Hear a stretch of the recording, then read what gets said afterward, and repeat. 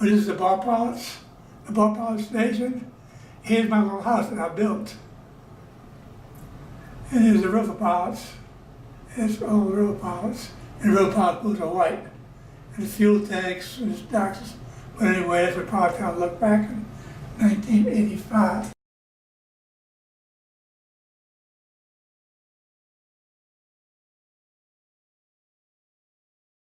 My name is Herman Fitzpatrick. I was born in New Orleans, Louisiana, back in 1928. And I piloted ships for 36 years.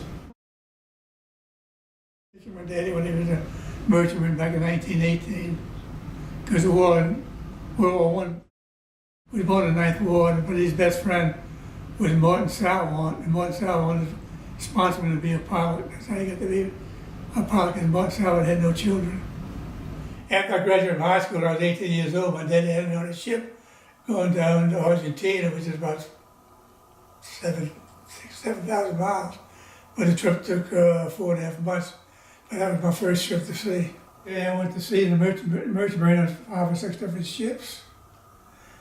And then when I was finished 2 years at sea, I went to LSU and I went down the mouth of the Mississippi River to be a pilot as an apprentice in 1949. And I got drafted in the Army for 2 years and I wound up in Germany for 19 months. And after I got out of the Army, I came back to Pilottown to Venice to finish my cabin pilot training. And I was made a pilot December the 23rd, 1956. And back when I was a pilot, they had 2 passes at pilot ships, South Pass and Southwest Pass. Today they just have 1 main pass, which is Southwest Pass. U.S. engineers, the government, fund the dredging for the passes, so they couldn't afford to keep on funding both passes. So since Southwest Pass was water, they just deepened it to 46, 48 feet, and that is the main pass for the last 20, 30 years. They had full complements at each station. They had cooks and mess boys and watchmen that worked the pilots up to tell them for them to go get their ships, to board their ships. And engineers and boat operators and deckhands, but each pilot station had a full complement. All what is in the marshes, all the pilot stations are built on pilots, but they use them 6 feet above the ground, above the marsh.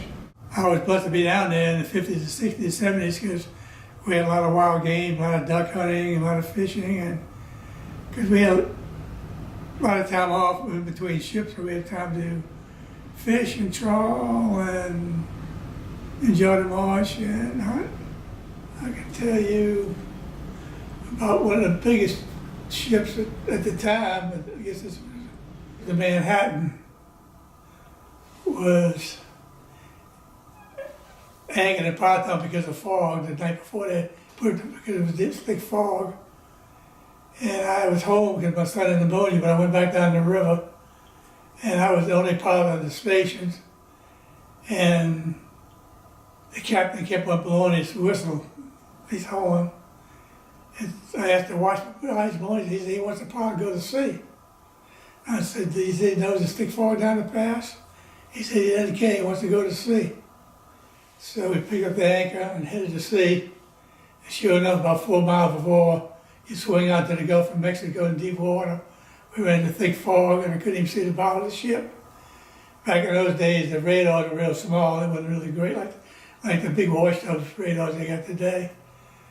So I passed the power station, which I didn't see. So we got down to the end. I picked up the top of the Coast Guard lighthouse. And I said, hard left. And she swung out left, swung safe to the sea. And I started up, went out to sea buoy. And the captain said, next time I'll come here, I want you.